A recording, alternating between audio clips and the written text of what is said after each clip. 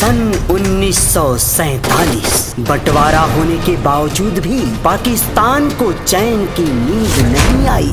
हिंदुस्तान ने हमारे कश्मीर पे कब्जा कर रखा है, उसे हम छीन कर लेंगे। लड़के लिया था पाकिस्तान, छीन कर लेंगे। कश्मीर नहीं, पूरा हिंदुस्तान। नारे तकबीर।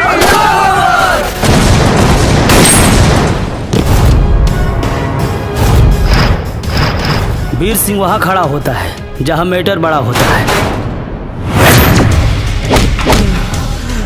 अगर मेरे भाई सुल्तान को कुछ हुआ तो पूरे हिंदुस्तान को मैं हिला के रख दूंगा। भारत माता की जय। किसी भी धर्म से पहले हमारा मुल्क, हमारा देश। बोल पाकिस्तान जिंदाबाद। वंदे मातरम।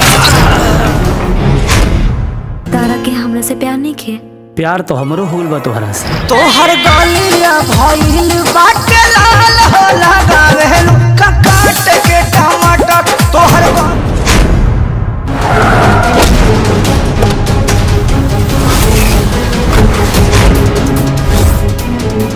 एसीपी हमार धंधा खराब करे में लागल बा, ऊपर से ओकर छोट भाई हमरा इज्जत के साथ खिलवाड़ करे के हिम्मत कैला। तोहर दिल दरिया बा एही से तो लगाओ बा, दिल दरिया बा एही से तो लगाओ बा। हमनी के गांव में मुसलमान लड़का मर गए बाड़े का। थोड़ा सा इस वर्दी के साथ गद्दारी।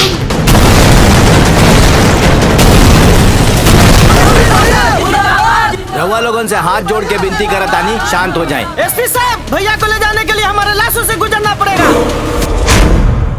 चूला तू गाल राजा मन बापे हाल मजा लेला जारी साट के लेला जारी साट के हट के पलट के सरिया पे डांट के लूट बलहार रानी पाजा मेली फट के।